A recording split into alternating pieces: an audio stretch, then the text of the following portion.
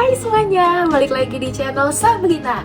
Nah, di video kali ini yuk kita main tebak-tebakan. Sekalian gue juga mau share nih ke teman-teman, siapa tahu nanti ya tahun depan gitu kan, kalau yang buat maba PTN 2022 atau yang udah tahun lalu masuk atau tahun ini baru mau memulai perkuliahan gitu ya, siapa tahu ada ngerasain juga. Oke, kita mulai.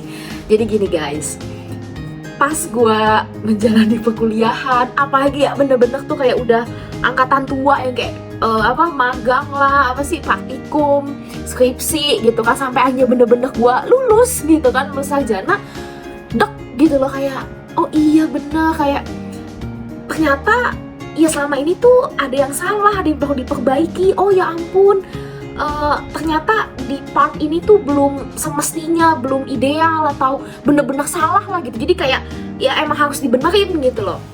Nih ya, siapa tahu ada yang merasakan juga di jurusan ini, atau gue yakin sih pasti di semua jurusan itu kan ngasih perspektif baru gitu ya buat kita yang tadinya lo nggak pernah belajar kan, jadi lah iya gitu baru nyadar ternyata yang selama ini kayak cuma ada di otak sendiri gitu, atau kebanyakan orang kali ngomong doang gitu, tapi ternyata ada loh kayak teorinya.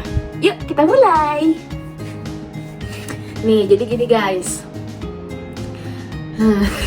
nih main tebak-tebakan ya. Pokoknya gue di jurusan yang dia tuh antara psikologi sama sosiologi. Biasanya anak-anak tuh galau tuh, kan wajar lah ya pengennya psikologi kan, passing grade-nya tinggi, atau sosio deh. Cuma kok satu jurusan ini tuh agak unik gitu ya, karena ya dia agak asing gitu, atau di nama pelajaran tuh nggak plek-plek sosiologi gitu. Nanti kalau ada yang tahu boleh tulis di kolom komentar ya.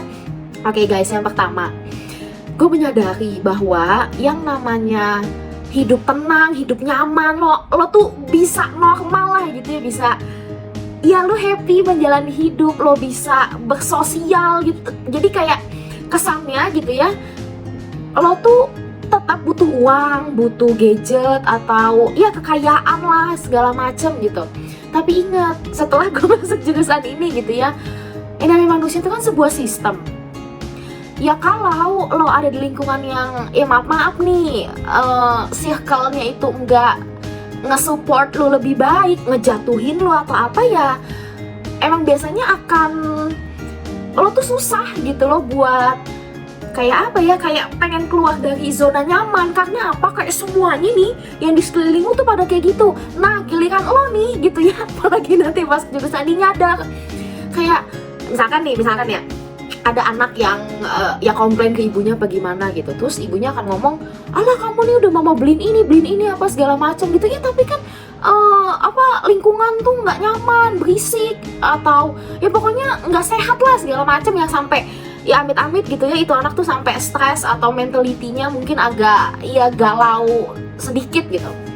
Jadi guys, yang namanya sejahtera gitu ya nggak sekedar dari uang, juga dilihat dari ya di mana lo tinggal, apakah lo dengan kekayaan, dengan uang, atau dengan kepintaran, pokoknya dengan semua yang lo miliki itu lo benar-benar bisa mengaktualisasikan diri. Lo bisa, hey guys ini tuh gue gitu lo bukan lagi yang kayak udahlah kayak gini apa gitu. Terus kalau temennya ngeliat lah, misalkan gitu ya, temennya ya belum bener-bener paham konsep apa sih sejahtera gitu, itu orang kenapa ya, padahal kayak duitnya banyak, kayak keluarganya oke, atau kelihatannya dah gitu ya di frame sosmed gitu kan, kayaknya hidupnya happy aja, tapi kenapa kok dia bisa ngedown segala macam. Nah nanti kalau kalian masuk jurusan ini kalian akan tahu, oh iya sejahtera itu ya sampai menyangkut kesehatan gitu loh. Lu enak punya duit ya kan, tapi lu sakit ya, kalau sakit fisik mah udah berasa banget gitu kan ya, siapa sih yang pengen kan, gak enak gitu ya. Apalagi kalau lo dari hati, dari lingkungan apalah segala macamnya tuh lo gak bisa berkembang guys. Lanjut kita ke poin nomor 2. Setelah gue masuk jurusan ini gitu ya, gue makin sadar bahwa lu boleh kesian. Itu kita bilangnya tunawisma gitu, atau ya sehari-hari mungkin ya pengemis atau orang susah atau apalah segala macam, itu kagak punya duit ya, namanya juga susah gitu kan, ya udah kita bantu gitu ya, maaf tadi pengemis itu yang minta-minta kan. Nah di jurusan ini tuh benar-benar ngebuka mata gue ya kan, ya lu jangan apa ya, mudah banget itu buat kesian mulu. Karena semakin lu kesian, ya dia tuh kagak, takutnya ya, dia tuh kagak mikir nanti, oh ya udahlah gue mah diem aja, entar juga dapat duitnya juga masuk, kan juga ada kesian sama gue. Paham nggak? Apalagi kalau dia ya dilihat secara fisik gitu ya, sebenarnya nggak ada masalah gitu loh, bukan yang mungkin agak cacat jadi susah kali ya buat kerja normal apa gimana gitu. Pokoknya guys, lu boleh bantuin siapapun gitu ya, ya temen lu kek, saudara lu, atau ya sesiapa gitu. Tapi jangan pernah lu kasih aja mulu nih, suapin mulu, jangan gitu loh. Karena nanti dia akan jadi mental manja. Dia nggak bisa menolong dirinya sendiri. Ya sekarang gini, lu bantuin dia karena keuangan lu baik, anggaplah lu lebih di atas dia gitu, atau ya amin gitu kalau memang kaya, ya kan. Lah kan kita nggak tahu kalau suatu saat mungkin usaha kita jatuh apa gimana, kita nggak bisa selalu ngebantu dia. Ya nggak usah doa jelek sampai kitanya miskin, janganlah gitu, ya kan. Nanti kalau itu orang atau ini yang selalu bergantung, ya nggak. Apalagi ya maaf nih kalau yang di yang kayak di keluarganya gitu tuh, ya kan keluarga macam-macam ya, misalkan keluarga inti kah, keluarga besar, atau sebenarnya agak jauh tapi ya kadang mungkin nyusahin apa gimana gitu. Pokoknya guys, pastikan dia, kita latih, kita bantu dia juga harus bisa partisipasi dalam membantu dirinya juga gitu loh. Mungkin gak apa-apa kita bantuin ya, apa, kita pinjemin uang atau memang kita kasih, cuma jangan cuma selalu nih kayak dikasih mulu. Sekali-sekali lo ajak ngobrol atau apa ya, mungkin emang bisa diperdayain gitu loh, kayak dia bisa buat karya apa. Apalagi tadi kalau bener-bener orangnya yang lu kenal gitu loh, bukan random yang tadi apa kayak mungkin pengemis atau tunawisma begitu. Oke? Ganti angle. Rambutnya juga keluar. Oke deh guys, yang ketiga sekalian menuju closing. Nih gue mau kasih saran gitu ya, karena di jurusan gue itu juga mempelajari dari hal terkecil, dari mikro, dari individu dengan individu maupun yang interaksi dalam keluarga. Ada yang disebut dengan empty shell marriage.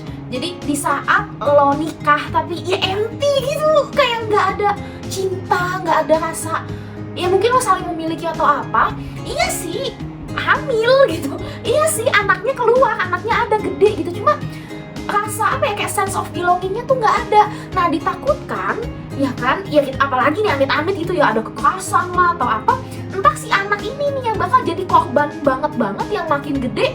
Udahlah, gue dari hal terkecil yang kayak rumah aja gue nggak disayang loh. Jadi dia kayak merasa dirinya tuh nggak dibutuhkan atau dirinya tuh kayak nggak dicintai segala macam. Nah itu entah kalau dia bergaul nih sama temen sekolahnya, temen bimbel atau apapun tuh bisa jadi satu, dia caper banget gitu, kayak cari perhatian banget ya, karena di rumahnya kagak pernah kayak ngerasa mama, papa, ayah, ibu gitu. Atau kalau tadi dia ngeliat kekerasan, lah kalau dia ini mungkin punya adik ya kan, malah sebenarnya dia tuh kesalahan orang tuanya, kayak kenapa sih orang tua gue ngomel-ngomel mulu atau berantem mulu.